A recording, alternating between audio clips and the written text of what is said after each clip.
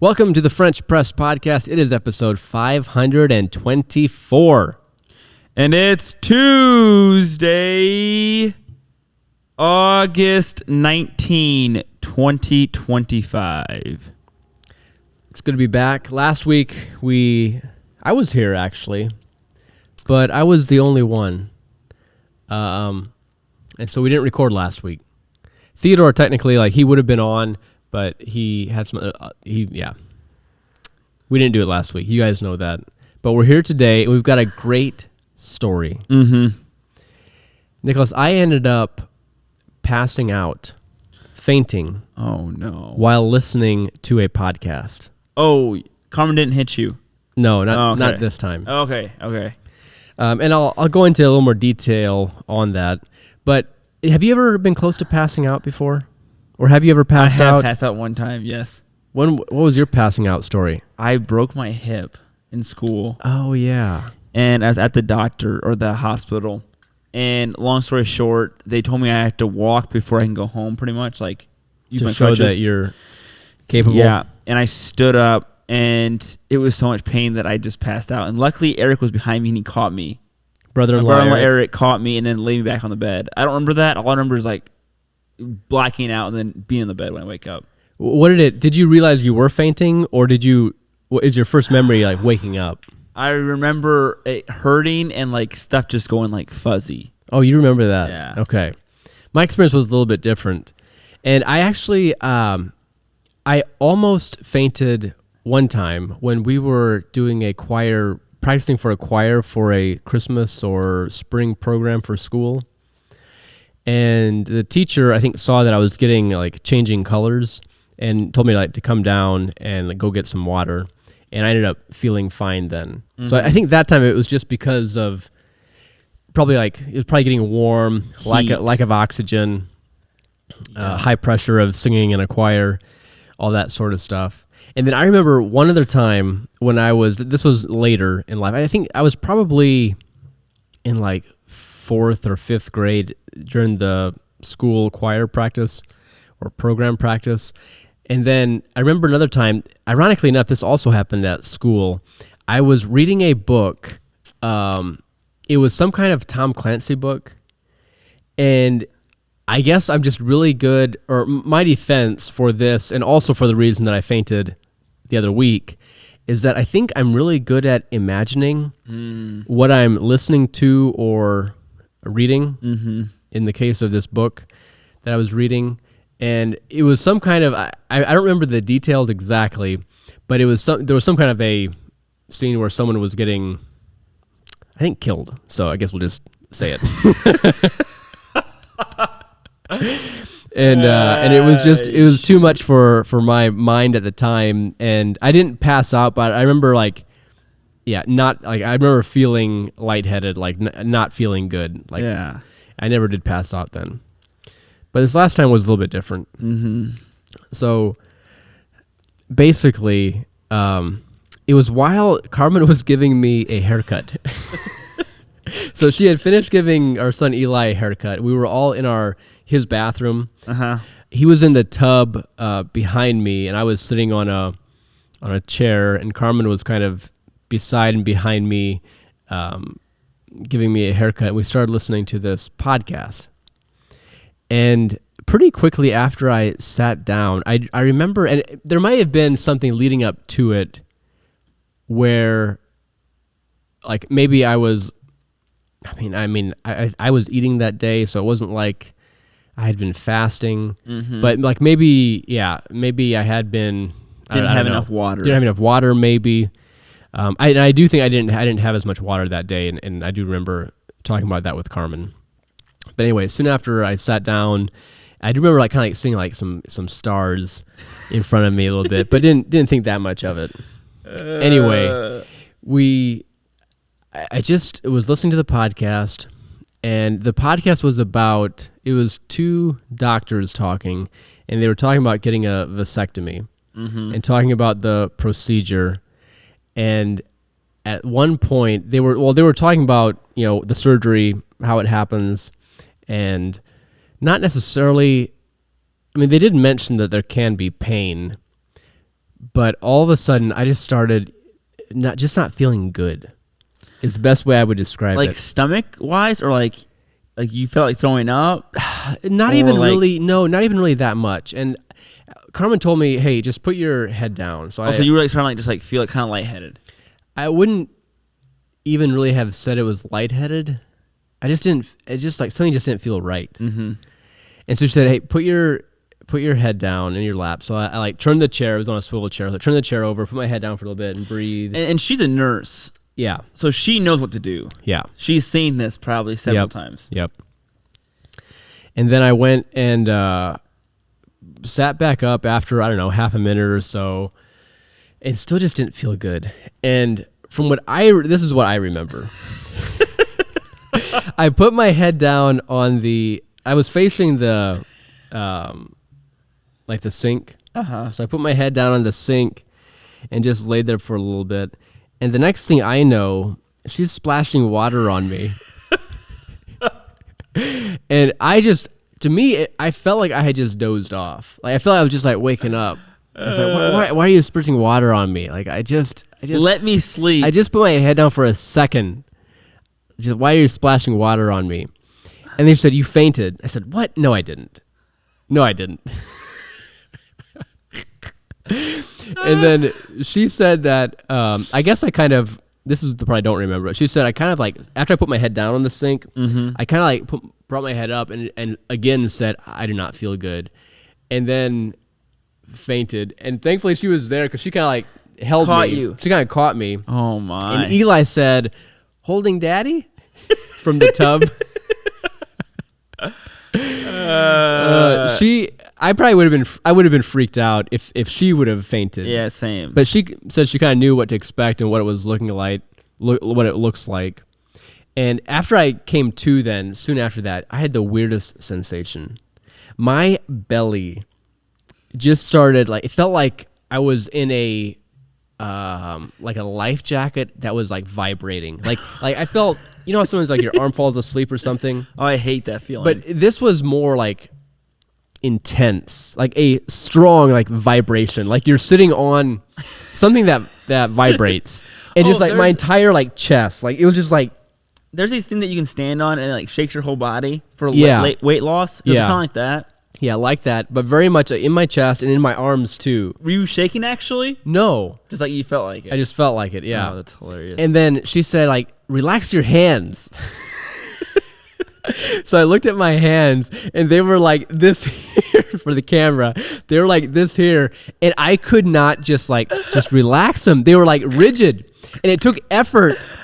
It took effort to not hold it like that. So she thought maybe I was having a stroke. She said, put your hands up. Smile. I passed those two tests. That's hilarious. But yeah, it looked like kind of like a zombie, like rigid hands and arms. Like it was the weirdest thing. And they were just like vibrating like nuts. Did she video any of this? No. Oh, we didn't even think about it. But she kept I'm sure in the moment you probably wouldn't think of it. That would be so funny. That would have been funny. She kept on saying, relax, calm down. And in my mind, I am calm. And I felt relaxed. I just didn't look relaxed. That's hilarious. Oh, yeah. So then how long did it take till you could actually relax your hands? Probably 15 minutes. Hold it. So you were clenching for that long? No, like if I thought about it, I could like move them.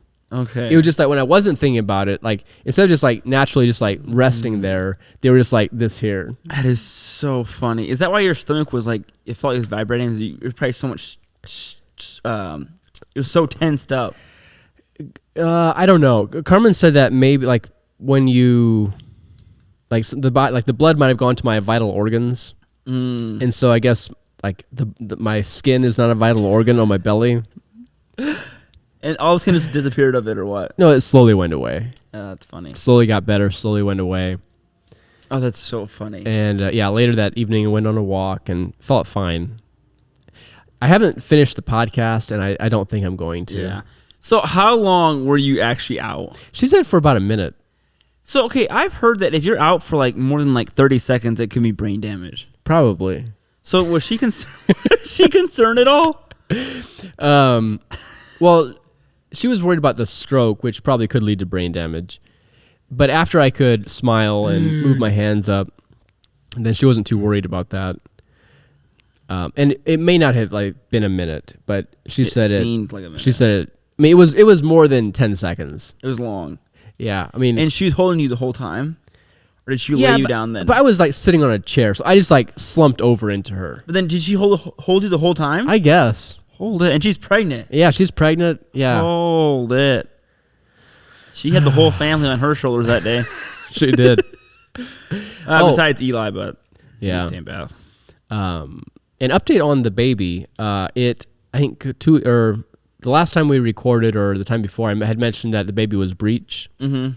So we went in for, and some people or someone, a lot of people have been praying, but someone texted me and just said, "Hey, heard about it on the podcast and praying for you guys." And happy to report that the baby did turn.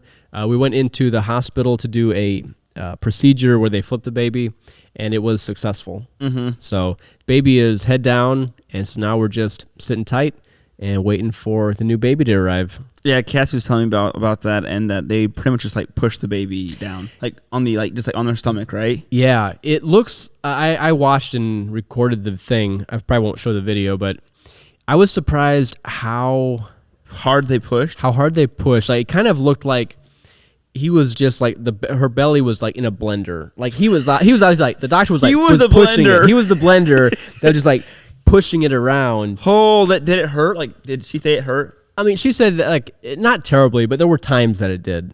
Yeah. And the doctor, we went in for a consult the day before. Okay. And the doctor said that he'll try it for 15 minutes, and then hopefully if it flips, that's it. You're good to go then. And he said that sometimes he'll try it for 15 minutes and it won't flip, it won't turn. And so the patients will often say, "Hey, well, just keep on trying." But he said that sometimes we'll take a break, he'll go check on other patients and come back and try it again. But sometimes it just doesn't happen. Mm-hmm. Anyway, so I was recording this and I was kind of picturing either it's just going to flip real easy and we'll be out of there in 5 minutes, mm-hmm. or it's just not going to happen. Mm-hmm. And as it kept going, I just had this feeling this baby's not going to turn. Mm-hmm. And so he was turning it.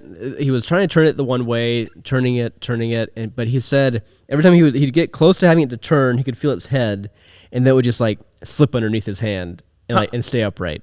Oh my! Yeah, I mean, you can feel I felt the baby's head too, just on her stomach. And so he said, "Well, let me try it the other way." So he got up, went around the bed, got to the other side, and started trying to turn it the opposite direction.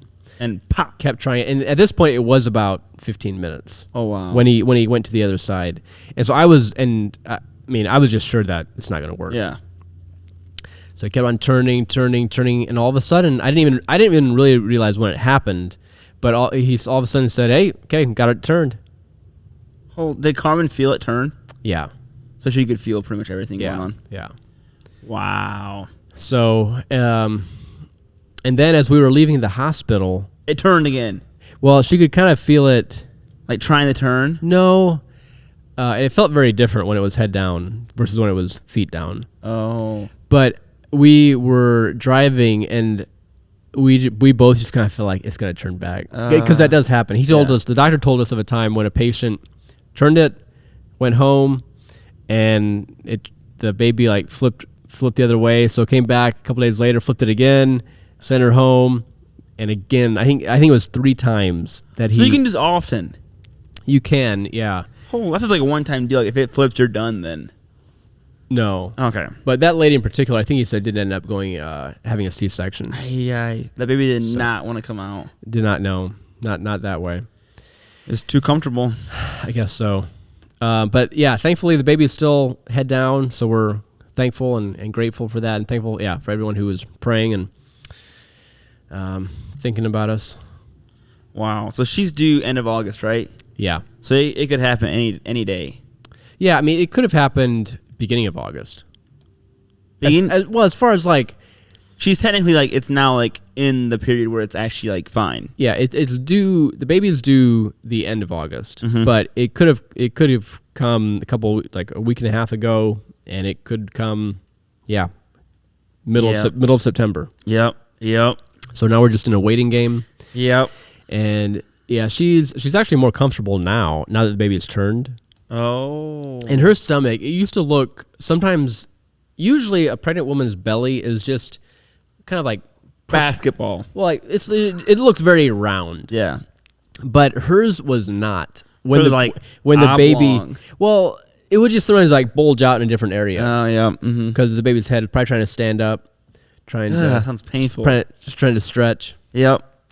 And so sometimes there'd be like a bulge over in like the top right, or the top left, and so now it looks more round. Okay. So, but watching the procedure, I kind of feel like I probably could do it as well. Okay. So if it happens a flip, you can just flip it right back. I mean, I would be willing to at least like give it a chance. Did he mention anything like did he ever ask you like, "Hey, do you want to try this?" No. Are you going to do it next time? Just say, "Hey, I'll take a turn." Well, probably before we go to the doctor because it's not cheap. Oh, gotcha. Yeah, it's a hospital. Yeah. Yeah. An ECV. How much do you think it would cost for a 15 to 20 minute procedure? I'm going to guess $200. We got a discount. We went in. It was going to be almost $5,000. Oh! Nuh-uh. Yeah. Oh! And so like between $4,000 and $5,000. Oh. And so when I went in, we have CHM, Christian Healthcare Ministries. Mm-hmm. So technically it's self-pay. And so you get it for a little bit less. And so they told us, well, you have to pay, I think 20% down. So we went down there and I said, hey, if we pay up front, can we get a 25% discount? Oh, wow. And she said no. Oh. But you can get a 20% discount. Oh.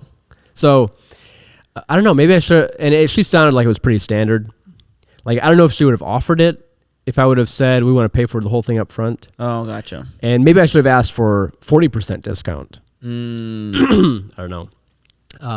And the reason our CHM is going to cover like I think probably actually all of it. Yeah. Because I think they'll probably cover all of it because of anyway.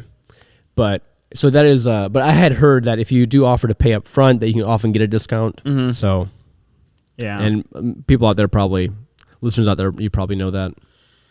Yeah. Well, there's actually a group that like they try to like you pay for it or you don't pay for it. I forget how it is, but they try to make it cheaper for you, like a Mennonite thing. Yeah, Plain Peoples of something. Something like that. CHM is not part of that group, so CTM is their own thing. yeah. Yeah.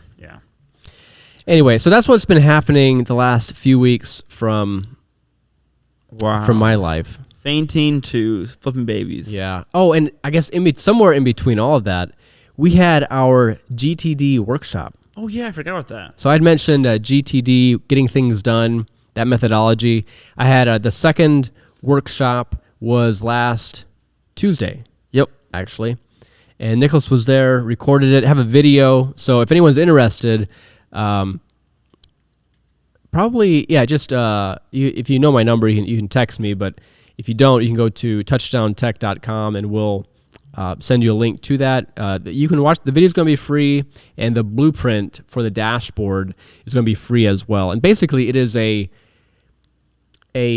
dashboard and a methodology that is made to organize projects, tasks, and resources. So if you want to create a personal resource library or for work, you can do that. But the GTD methodology, like you can use tons of different software, tons of different dashboards. There isn't a specific dashboard created by GTD. GTD is the book. David Allen is the author. But you can implement his methodology for organizing tasks, projects, and resources in a variety of different ways. I built a blueprint in Notion, really cool app, and I made it available for people to use, had a workshop about it. And so if you're interested in it, you want it, then send me a text message or go to the website, touchdowntech.com, and you can fill out the contact form and just say, hey, I'd love to have that blueprint and that video, and I'll send you the information for free for now. Yeah, you might want to do it getting soon. So we could up the price or make it add a price. Yeah. We need to say our other ads. Have our sponsors. Yeah, sorry, I'm just pulling that up right now. When you're getting that, so Notion is a very, very cool app. Reuben already mentioned that before, but they have a calendar and a mail app, or is it? I don't know if it's an app. I mean, they do have apps, but it's linked with Notion, and I've been using that as my main calendar and as my main mail app. Email clapper. Yeah, whatever you want to call it. And so far I do enjoy it. There's a few things on the mail app that I'm not a fan of, how it's set up, and maybe that's just I'm gonna have to just change some settings to fix that. But I haven't really played with it that much. But the calendar is a huge thing because you can link the calendar with the GTD workshop and it dashboard. Yeah, so you can see what the next actions are on your calendar and work together. So that is along with your normal calendar. Correct. Yeah. Correct. Yes. So I have all my calendars in one calendar on the Notion calendar. Yeah. I don't think I would like that. I like my calendar to just be things that are like meetings that happen at a certain date and time. Yeah. But a lot of people want to see their tasks in the calendar too. Yeah. So yeah, that is a good option. All right. Our official sponsor for today's episode is Dion Graber. He is with Indiana Farm Bureau. Had him on a few weeks ago. So whether you're a farm, run your own business, or you're just looking for great insurance coverage on your home or vehicle, Dion has got you covered. He knows insurance can be overwhelming and it's complicated. It can be confusing, and often the communication you get with other providers is just not that great. Like, I think I told the story about me. I did not ever talk with a real person at my current insurance provider. Mm-hmm. I don't know who the specific person is, but I've not talked to them. So Dion is a real person here in our area, here in northern Indiana, just a few miles away from here.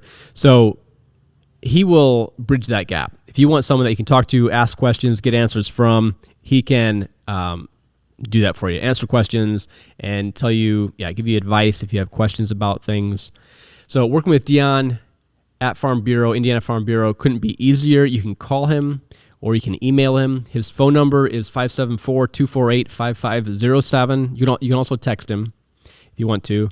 And his email is dion.graber@in, for Indiana, infarmbureau.com. So Dion is dion.graber@infarmbureau.com. So tell him what you need insured, whether it's your farm, your home, vehicles, business, etc. Share a few details, and you'll get a clear quote back from him in 1 to 2 days. And the best part is that you'll get bacon and brats just for getting a quote. Unbelievable. So forget about the insurance confusion and enjoy peace of mind and clarity with Dion. He's got great, history and stories from customers that have been in similar situations like you. So if you have questions on how other people are insuring, whatever it might be, he can give you some advice on that. So again, Dion at Indiana Farm Bureau, 574-248-5507, or email dion.graber@infarmbureau.com. And thank you, Dion, for the sponsorship. Mm-hmm. All right, Nicholas, anything else from you? I'm thinking of I recently. So every time that I hear myself on video or recording or something, I can't understand myself. I mumble so much. Yes. And so I want to either go to a holistic dentist. I think that's what they're called. And figure out I have a high palate, and I think that's why. But I'm sure there is some techniques or YouTube training. You need a speech therapist. That's what I need. Yeah, I there's actually one in Bremen. A speech therapist? Yeah, there is. I think. Anyways, if any of the listeners have no training or something like that to help with Talking? Pronoun, yeah. Talking normal. On a podcast, that's pretty important that I know. that people can understand you. No, I think it's important to get it figured out. I agree. So you think it's more physical than you think it is like mental? Oh, it might be mental too. I didn't even think about that. Well, no, the problem is like most of the time when I mumble is when I talk really fast. I know. So that's why I'm saying it's like mental, not that you're retarded. Oh, gotcha. No, yeah, I get it. It might be. I have to just like maybe just slow down, I think. But anyways. You don't stutter, which is usually the speech problem that a lot of people have. Yeah. Or they have like, or they can't say like their S's certain or words. T's or whatever. Yeah. Or certain words. Well, that's an interesting topic to keep coming back to. I'll make a note here. So Nicholas goes to a speech therapist or a holistic dentist. Yeah. I want to go to a holistic dentist. My son Noah is the same way. He's got a high palate. And he sleeps with his mouth open, and so do I. And that's not good for you. It's not good for your teeth. That too. It's not good for your whole. If you don't breathe, if you don't breathe through your nose during the night, your brain doesn't get the right proper sleep. Really? Yeah. What have you tried to solve that? I've tried these. What are those sticky mouth tape? I've tried mouth tape, but with my beard, it doesn't work well. Oh. And so I want to invent I was thinking about this last night when I was laying in bed. I'm going to invent a mouth tape, but it's not tape. It actually is like a whole Velcro that sticks onto your beard. No, that might actually work. No, a whole head thing. It's like it's going to be like a rubber band, and then it just closes your mouth. So there's no tape, there's nothing. Yeah. And then you can also, the problem with mouth tape also is the one we have is that it goes around your mouth. So then you can still talk and like drink water, but some mouth tape is like actually goes over your over your mouth actually. Yeah. Well, that's why I assumed that's how it all was. And then you can't drink any water. Yeah, but if you're sleeping, you don't need to drink. I wake up thirsty quite often. You drink in the middle of the night. Oh yeah. It's probably because your mouth is open and getting dry. Yeah, that too. That's probably why. That is probably why. But so what's the first step? You said you're looking into a holistic dentist, looking into a speech therapist. Well, I'm not looking into any of those. I want to do that. My wife does too. Most of my wife wants to do it for my son Noah. But you're almost as important. But yeah, pretty much. But yeah, I want to do it for me too. So yeah. But I haven't really looked into this. I don't really want to go to speech therapy. I mean, I probably should, but I don't want to. I'm guessing that there is probably some online courses you could take that would probably be about as valuable. Yeah, you're probably right.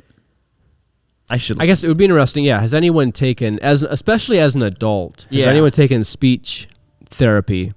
Yeah, and did it help? And does anyone have an issue that I have, and have they fixed it? And how have they fixed it? Yeah. All right. Well, a lot to chew on. Yep. Actually, I got some feedback. Oh, okay. I was looking. I didn't see any feedback. It was verbal. I'm probably gonna botch this, but I'm gonna just kind of just say it the way I heard it. But I think she's my dad's first cousin. Her name's Margaret. Margaret. Formerly Hostetler. Formerly Hostetler, yeah. But I think she's Yoder now, maybe. And she told me that she just started listening to the podcast and just thinks it's the funniest thing. Oh, perfect. And she said that it's good to listen to a podcast that isn't serious all the time. Yeah. Like she's got serious podcasts, and then she just wants to listen to podcasts where it's just like no nonsense. Not no nonsense, but just like normal talking, you know? Yep. So she said that she loves it and just thought it was so funny. Well, glad to hear it. Hopefully, share it with your rest of your cousins and relatives and friends. Mm-hmm. All right, Nicholas, what is the point? The point is Reuben is not strong enough to read or listen to bloody stories. Wait, I have a question. Do you faint if it's like actual blood that you see? I was a little bit worried about that with Carmen giving birth, or like coming up, like the pregnancy or the delivery coming up. But no, I have not fainted by the sight of blood up to this point. So it's just imagination. Yeah. That's so weird. That's funny though. Anyways, point number 2, I might need to do speech therapy. All right. And what is our word of the week? Word of the week is fainting.